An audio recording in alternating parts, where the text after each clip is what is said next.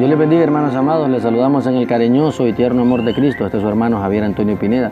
Y quiero en esta preciosa hora compartir una señal del último tiempo que habla la Escritura.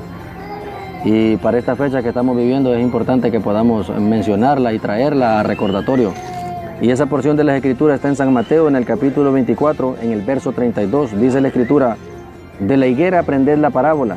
Cuando ya su rama está tierna y brotan las hojas, sabéis que el verano está cerca.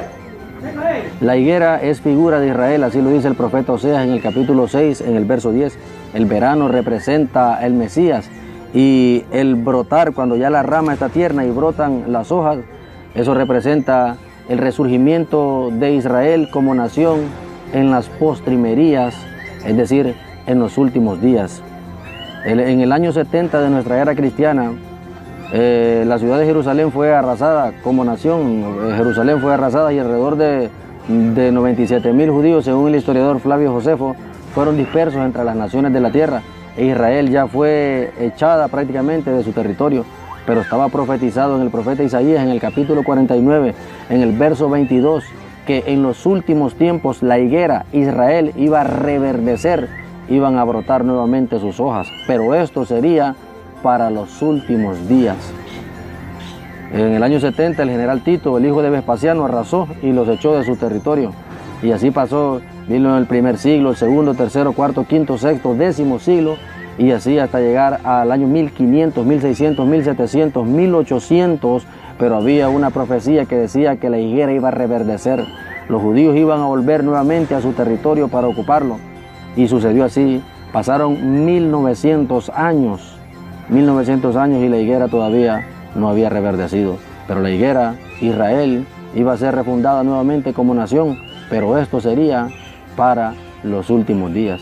Llegó el 14 de mayo de 1948, cuando la higuera Israel resurge como nación sobre la base de la decisión de las Naciones Unidas. Y ese 14 de mayo, cuando en la ciudad de Tel Aviv, el refundador del Estado de Israel, David Ben Gurión, recitaba su discurso de independencia, celebrando semejante acontecimiento, en la sede de las Naciones Unidas, una comisión diplomática de judíos izaba la bandera azul y blanco con el escudo de David al centro, cumpliéndose el 14 de mayo en nuestro calendario de 1948, de nuestro calendario gregoriano, nuestro calendario solar, se estaba cumpliendo la señal de la higuera.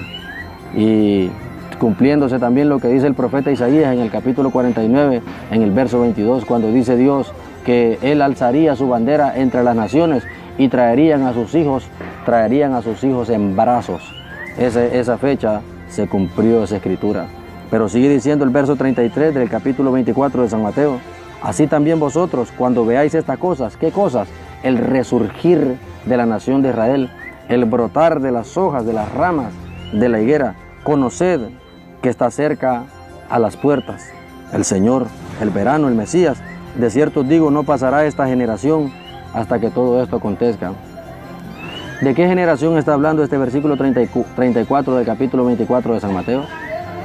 No se estaba refiriendo a la generación que estaba escuchando el mensaje de los labios del mismo Cristo en ese tiempo, sino a la generación que viera el resurgir de la nación de Israel, el reverdecer de la higuera, es decir, la generación de 1948. La Escritura dice en los Salmos, en el capítulo 90, en el verso 10, que la edad de una generación son 70 años, y en los más robustos 80, luego pasa, dice, y volamos. Es decir, que si la edad de una generación son 70 años, de 1948 sumamos 70, hace 2018. En el 2018 se cumplió la edad de una generación. Y ojo con esto, no estoy diciendo yo que el arrebatamiento de la iglesia tuvo que haber sido el 2018, sino que en el 2018 se cumplió la edad de una generación. Sabrá Dios cuántos días más tendremos, cuántos Dios, según su infinita misericordia y su gracia, dará. Pero ya las profecías para que el verano representa el Mesías. Porque cuando llegaba el verano para los agricultores, llegaba el tiempo de recoger la cosecha.